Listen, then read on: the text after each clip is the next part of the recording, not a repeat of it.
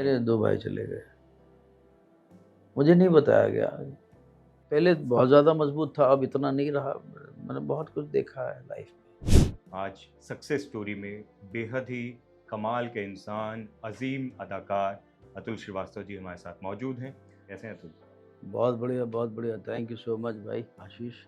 शुरुआत कहाँ से हुई? कुछ बचपन के यादों से आप कुछ वो हमें हमें अगर कुछ शेयर करना चाहें। मैं जिस कॉलोनी में रहता था, सीएसआईआर कॉलोनी, डैडी सीडीआरआई में थे, तो लखनऊ की बात है ये। लखनऊ की बात। तो वहाँ पे बड़ा अच्छा माहौल हुआ करता था कि जैसे कोई भी, जैसे 26 जनवरी का त्योहार आया, मिल के बड़ा कार्यक्रम किया जाता था, कल्चरल प्रोग्राम किया जाता था। और 26 जनवरी के दिन में स्पोर्ट्स होते थे, शाम को पा बढ़िया पंडाल लग के ऑर्केस्ट्रा आती थी, और हम लोग कॉलोनी के बच्चे और जो बड़े जो भी कुछ करना चाहे करता था। तो मैं भी गाना भी गाता था, तो कुछ न कुछ चुटकुले सुना दिए, कुछ ऑब्ज़र्वेशन कर दी। तब मुझे नहीं पता था कि मैं जो कर रहा हूँ वो बड़ा कैरिकेचर बोलते हैं उसको, या क्या बोलते हैं, या मिमिक्री बोलते हैं। मैं करना शुरू कर दिया, लोग हँसते थे। ऐसे कुछ प्रोग्राम चल रहा था, तो पीछे से जब से ख़त्म हुआ तो एक सज्जन आए और बोले कि सुनो, क्या नाम है तुम्हारा? मैंने कहा अतुल। लेकिन हमारी ऑर्केस्ट्रा है, और बहुत बड़ी ऑर्केस्ट्रा, कानपुर की सुना होगा, हिलियंस करके। बड़ा है। हाँ, बहुत बड़ी थी। शायद उसमें अभिजीत जी भी गाते थे, आई डोंट नो। तो वो है, और एक दूसरी है यहाँ पे जो चलती है, तो आओ उसमें करो, तुमको 75 रुपीज़ मिलेंगे। मैंने अपनी मदर को बताया, तो मदर बोली दिमाग खराब है, चुपचाप पढ़ाई करो, ये सब बाद में होगा, जब वक्त आएगा तब होगा, पैसे वैसे कुछ नहीं। ठीक है। और साथ ही साथ खेलने का शौक तो लखनऊ, तो हॉकी पता है, खेलते थे आप? हॉकी खेलता था। लखनऊ शहर ही हॉकी का था। फिर मैंने बीकॉम कंप्लीट किया। बीकॉम कंप्लीट करने से पहले, मतलब मैं थिएटर में घुसा। थिएटर में मैं स्कूल के दौरान ही? स्कूल के दौरान ही मैं कैसे-कैसे करता, वही जैसे बताया ना, सिलसिला चलता रहा, कैरिकेचर वही सब।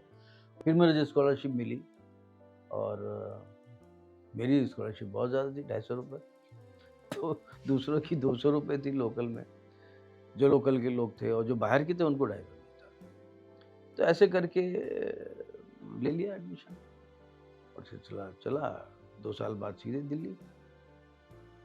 दिल्ली में फिर मैंने पूरे, जो मैं तो ट्रेनिंग ही मानूँगा, मैंने अपने आप को, जो हमने ट्रेनिंग ली, जो सीखा, जो पढ़ा, उसका इम्प्लीमेंटेशन दिल्ली में ही हुआ। दिल्ली ने मुझे बहुत दिया, दिन-रात। मैं तो 24 घंटे बोलूँगा कि जो थिएटर हम मेरा ही नहीं, हम सब जो जितने भी ग्रुप वहाँ के थिएटर वाले होते थे, दिल्ली में जो माहौल था, सब 24 घंटे वाले लोग थे। ये जो 10 साल का था सिलसिला, वो क्यों चला और दूसरा मुंबई क्यों नहीं आए डायरेक्टली? हाँ, उस वक़्त मैं बताना चाहूँगा कि मेरा बैच में जितने भी लोग थे, शायद 18-20 लोग थे। तो आधा इधर आ गया था ग्रुप हमारा, मुंबई। हाँ, मुंबई। और आधे लोग वहाँ चले थे गए, जिसके किसी का श्री राम रिपर्टरी में हो गया, किसी का कहीं हो गया। थोड़े दिन मैं भी रिपर्टरी में रहा, फिर हमारे ग्रुप में आ गए, फ्रीलांसर हो गया मैं। तो मैं शीला जी की रिपर्टरी में था। किसी वजह से श्री राम में क्या हुआ, क्या नहीं हुआ, मेरा नहीं हो पाया। फिर उनकी रिपर्टरी शाम को होती थी, तो दिन भर मेरी स्टडी चलती थी। कुछ ना कुछ ये पढ़ लिया, शाम को रिहर्सल हुई। ये सिलसिला चलता रहता था। फिर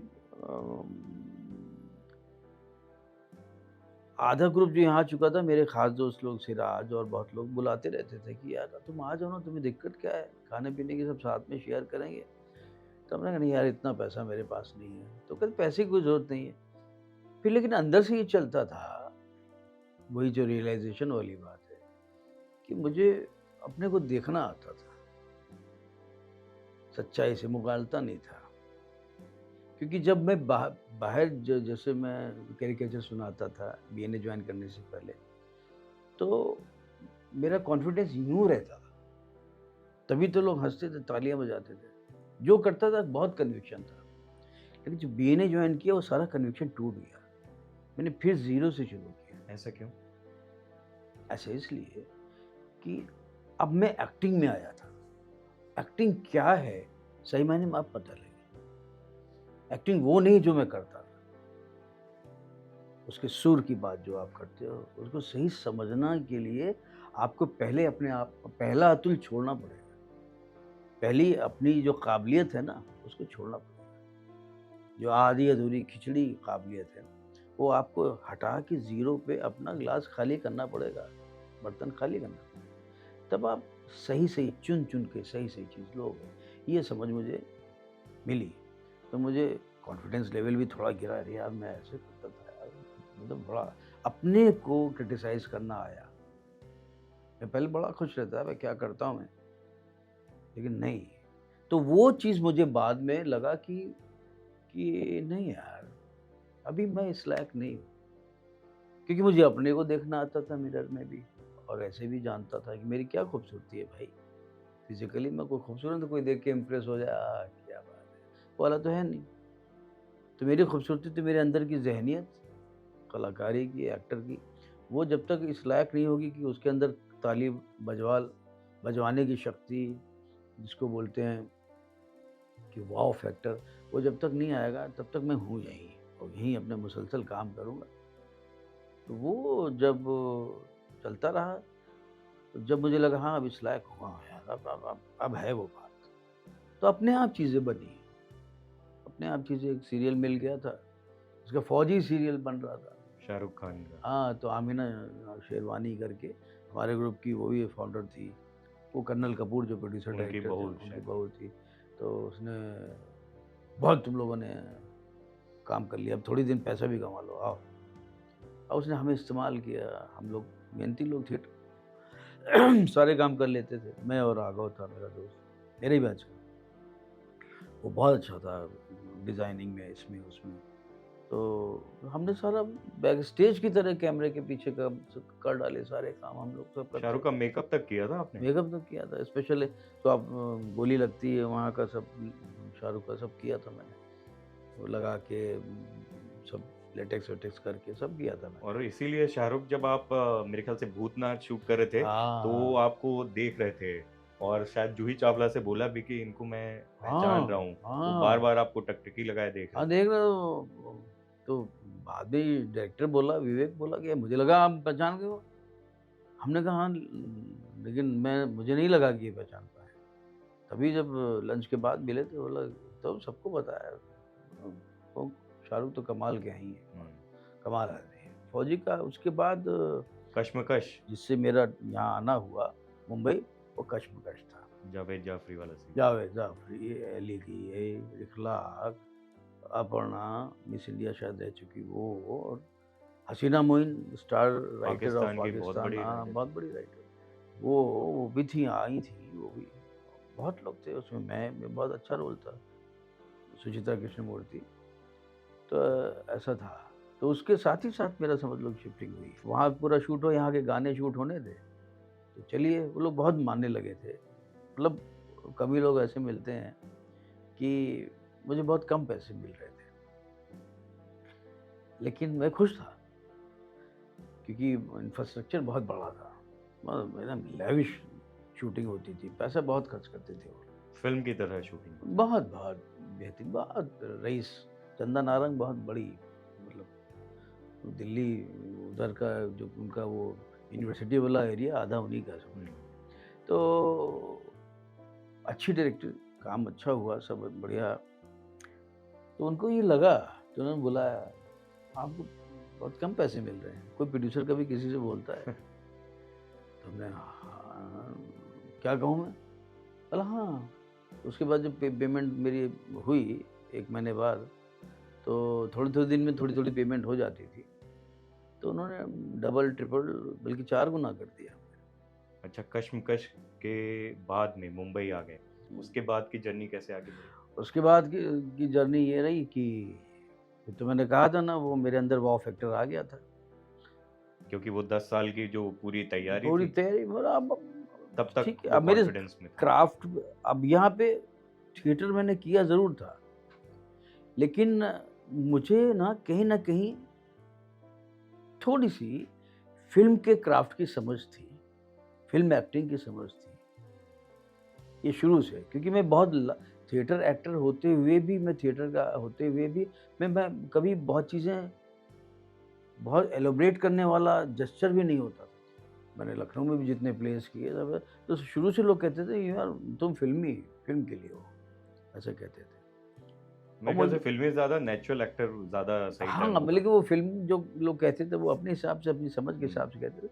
मुझे नेचुरल करना पसंद आता था। मुझे बहुत लाउड, मैं प्लेस भी आज भी प्ले के ऑफ़र आते हैं, कुछ कहते हैं कुछ एक्सपेरिमेंटल प्ले है, कुछ ऐसा है, मुझे नहीं करना। मुझे एकदम रियलिस्टिक चीज़ पसंद है। सबसे बड़ा टर्निंग पॉइंट किसको मानते हो? कॉमेडी बहुत हो गया था।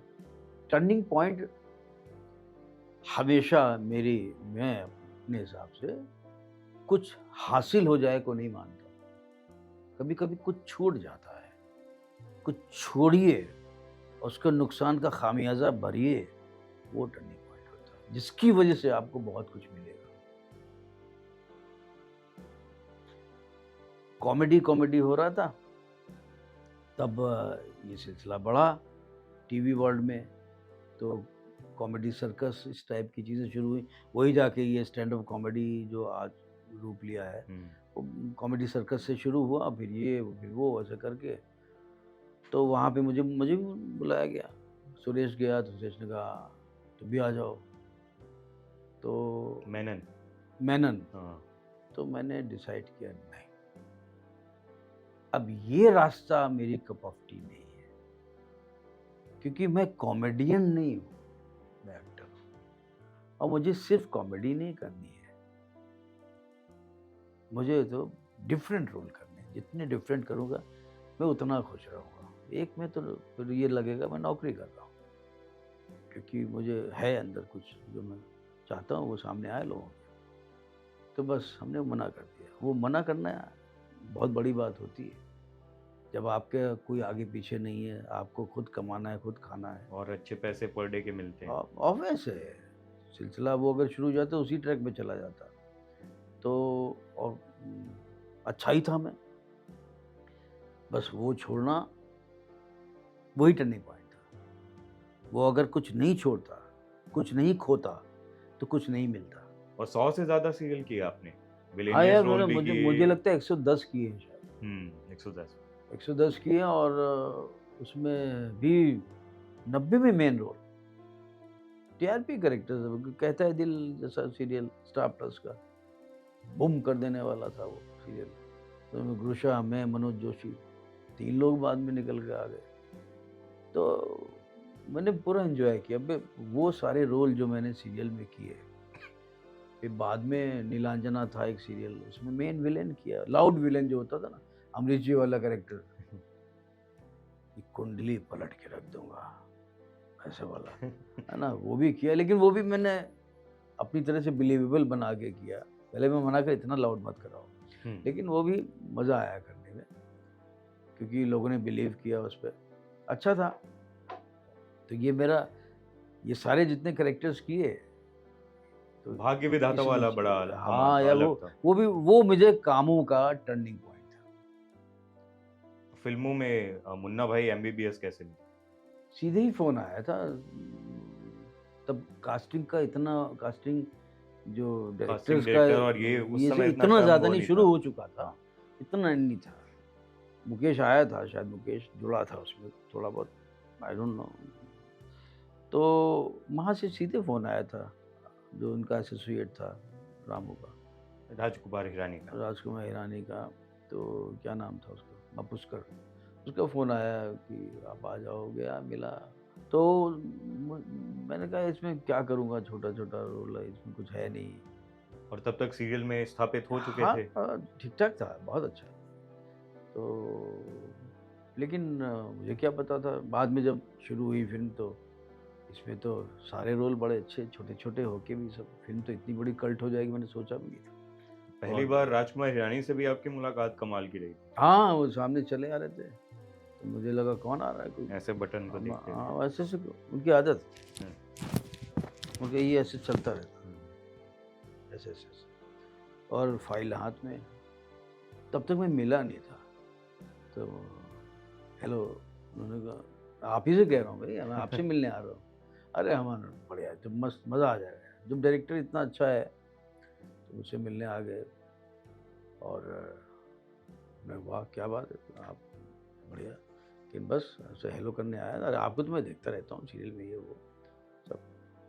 अब एक डायरेक्टर है, इतना बड़ा हीरो हीरो उसमें हैं, सब लोग हैं, तो वहाँ के माहौल में थोड़ा सा अच्छा, डर। जब पहली बार आपको कहानी बताई गई थी तब शाहरुख को कास्ट किया गया था। हाँ, फिर वो हो गई, वो रुक तब गई। आपको पता था कि शाहरुख को कास्ट कर लिया गया है? हाँ, हाँ, हाँ।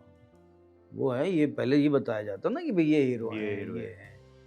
लेकिन उसके बाद शायद क्या 1 साल हो गया चल जाए, उसके बाद पता लगा कि अब ये कर रहे हैं, ऐसा है। अब वाक़ई में शूटिंग शुरू होने वाली है। फिर हमें बुलाया गया, फिर इम्प्रोवाइज़ करवाया गया, फिर अरे हमने कहा मन नहीं है, नहीं, नहीं आप करो, उसमें सारे एक्टर अच्छे एक्टर ही चाहिए। तो पता लगा सबने ही किया था, नवाज़ ने भी किया था, रोहित ने भी किया था, बहुत लोगों ने किया था। छोटे-छोटे रोल, लेकिन आप वाला जो है ना वो हाँ, मीम कल्चर का हिस्सा बहुत-बहुत बन गया मीम मीम हर बन जगह। वो बहुत-बहुत सही रहा वो। उसके बाद तो फ़िल्मों में पिता का रोल जो है अलग-अलग हाँ, किरदार, बजरंगी भाईजान, हाँ, स्त्री और बजरंगी भाईजान तो लुका-छिपी। मैंने ही कहा था छाबड़ा से यार मैं लगूँगा फादर। तो वहाँ बोला आपको क्या प्रॉब्लम है यार?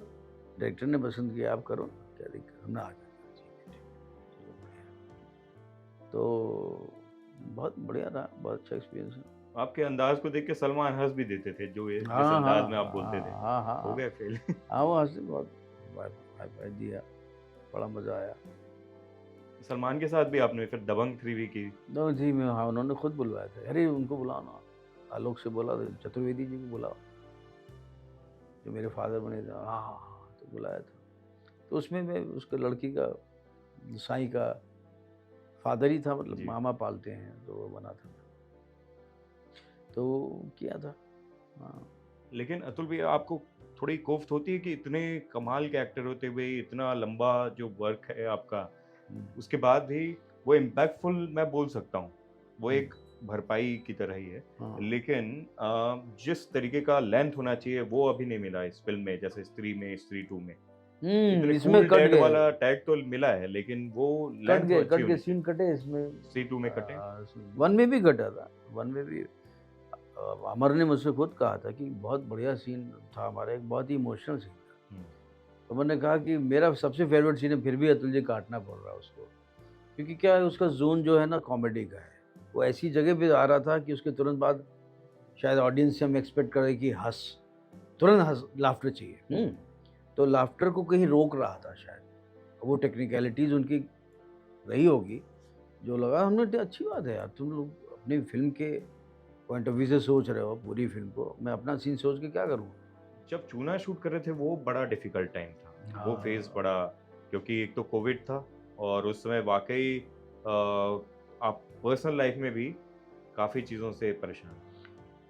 पर्सनल में मैं तब नहीं परेशान था, मतलब हाँ, उसके बाद ही वही फ़ेज़ ही था, हुँ, वहाँ से आया तो मुझे कोविड हो गया, मैं एडमिट हो गया। तो वो तो मतलब एक्सट्रीम हो गया, 2 बार गए, शूटिंग रुक गई, वहाँ के डिस्ट्रिक्ट मजिस्ट्रेट मना कर दिया, नहीं शूटिंग नहीं करनी है, क्योंकि हमारी शूटिंग में बहुत लोग खाँस रहे थे।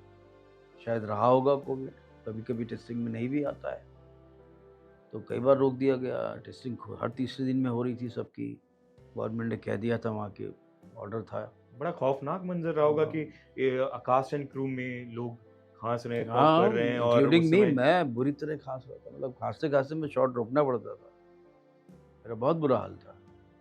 अंदर से तबीयत बहुत ठीक नहीं थी, लेकिन मेरा नेगेटिव आया, मैं यहाँ आया पॉज़िटिव आ गया। फिर मुझे जब तकलीफ़ें बढ़ी तो एडमिट भी हुआ, सब हुआ। कितने दिन तक हॉस्पिटल में थे आप? मैं हॉस्पिटल से पहले घर पे 2 दिन अच्छी बुरी हालत में था, फिर 6 दिन था। लकीली मैं मुझे बहुत जल्दी 6-7 दिन में आ गया। हाँ, 6 दिन रहा था। लेकिन यंगर ब्रदर आपके 2 उस हाँ, समय मेरे 2 भाई चले गए। मुझे नहीं बताया गया। 21 तारीख को गया था तो मैं हॉस्पिटल में ही था। मेरी भांजी फ़ोन करती थी कि हाँ, खाना-वाना खा रहे हैं। मेरे तीनों भाई एडमिट थे ना, मुझसे बड़े वाले भी, दोनों छोटे भी, वहीं एडमिट थे। तो मैंने दूसरे वाले का नाम क्यों नहीं ले रहे हो? मयंक का। तो हाँ, हाँ, उन्होंने भी खाया, जबकि वो जा चुका था। तो 29 को ये गया, छोटा वाला, उससे छोटा वाला प्रफुल्ल, जो एडिटर था, वो गया। तो मुझे कुछ हो गया था इंट्यूशन। तो मेरा बेटा जो है, तो एकदम से कोई फ़ोन आया, अजीब सा हो गया। हमने क्या हुआ? बोल नहीं रहा है। हमने क्या हुआ? फिर भी चुप है। मैंने कहा वो भी गया क्या? तो उसने देखा कि इनको कैसे, मैं हो गया था इंटीरियर, लेकिन ये नहीं पता था तब जा चुका था। मुझे ये लग गया कि दोनों ही गए हैं। ऐसा हुआ,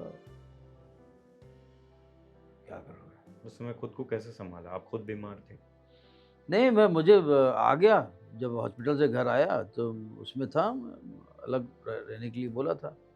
फिर हमने ऐसी तैसी में जाए, अब क्या अलग अपने आप को अलग रखना। दूसरे रूम से निकल के आ गया। हमने ठीक है, अभी क्या है, हो गया अभी। तो वो माहौल ऐसा था, ना कोई आपके पास आ सकता है ना जा सकता है। तो ना मैं जा सकता लखनऊ, तो इतना भी मैं नहीं। वहाँ भी माहौल ऐसा था, शायद जाने को भी नहीं मिलता, परमिशन नहीं मिलती अगर मैं जाना भी चाहता। तो सब कुछ कर ही दिया था उन्होंने, उसी दिन कर दिया था, टर्मिनेट कर दिया था। तो बहुत ख़राब मंज़र था। वही बहुत लोग बहुत लोग चले गए थे। मेरे 1-2 कज़िन भी चले गए थे। बहुत बुरा हाल था। और मेरी भी स्थिति जो कोविड की थी ना, बहुत अच्छी वाली नहीं थी। तो मैं तो यही समझता हूँ कि ऊपर वाले ने कहा कि दो आ जाओ, तो उन काम को ले लो, तो लो, छोड़ दो, ये हो सकता है। मैं देखता हूँ इमोशनल क्वोशंट भी बहुत हाई है आपका। आप बहुत अपने आप को मजबूत रखते हो संभाल के। हाँ, रखना तो पड़ता है भाई। हो जा रखना पड़ेगा, बहुत ज़रूरी है। कभी-कभी पहले बहुत ज़्यादा मजबूत था, अब इतना नहीं रहा। मैंने बहुत कुछ देखा है लाइफ में, बहुत ज़िम्मेदारियाँ भी ली हैं, तो होना पड़ता था मजबूत। अब थोड़ा से वीक हो गया हूँ, अब अंदर से कभी-कभी कमज़ोर पड़ जाता हूँ, लेकिन पहले नहीं था ऐसा। लेकिन अभी भी मजबूत हूँ, खूब मजबूत हूँ, बढ़िया। जिस तरीके से आप हो ना, आप अंदर रखते हो सब, ज़्यादा दूसरों को शेयर, दुख कम से कम शेयर नहीं करते। वो खुशी तो आप कर लेते हो। कोई ऐसा है जिससे अपना दुख शेयर कर पाते हो? करना नहीं चाहता। वही मैं डिकोड कर पा रहा हूँ आपको, आप करना नहीं चाहते। करना नहीं लेकिन चाहता। थोड़ा बहुत भी, उसको क्योंकि बेचना नहीं है यार, उसको दुःख क्या बेचूँ मैं? क्या, बहुत लोग करते हैं, पर क्या दुःख को शेयर क्या करें यार? सबसे करीबी कौन है जिससे आप थोड़ा बहुत बता पाते हैं अपनी स्थिति के बारे में? मेरे मेरे घर में मेरी वाइफ है, वो खुद आर्टिस्ट हैं, वो पेंटर खुद हैं, आर्टिस्ट में, हाँ, वो खुद हम लोग आपस में, मेरा बेटा है, डायरेक्टर है हमारी वो। सारी शेयरिंग, हाँ, वो एक अच्छा डायरेक्टर होने की दौड़ में है और सही बात पे है। तो जब घर यहाँ पे जहाँ वो लोग थोड़ी दूर पे ही रहते थे, मलाड में दोनों, जब शिफ्टिंग करने सामान की, भी मकान मालिक ने कहा अब खाली करना, आप तो आ जाइए। हमने ले लो, जितना पैसा लेना लेते रहो भाई, जब मन करेगा हम आएँगे। तो अपने आप को मजबूत जब कर लिया, जब इस लायक हो गए कि हाँ, चलो, तो बहुत ख़राब दिन था वो, जब मैं सामान हमने जिसको ले जाना, अच्छा वो दोनों को पूरे उसकी कॉलोनी, पूरे ना सोसाइटी प्यार करती थी। तो उसका सामान जितना था, ये उनका, भाई साहब ये मुझे दे दीजिए, हमने ले लो। हमने सबसे पहले आप लोग सब आ गए, आपको जो चाहिए वो ले लो। हमें सब लखनऊ में भेज दूँगा, बाकी जिसको जो चाहिए, जो भी चाहिए सब ले जाओ। तो कुछ लोग तो इमोशन से लगाव, ये मुझे दे दीजिए, अलमारी में हम ये हम ले, ये उनकी जैकेट बड़ी अच्छी है, ये मुझे अक्सर कहते थे पहनो, हमने ले जाओ, हमें सब ले जाओ, हम क्या करेंगे? वो बहुत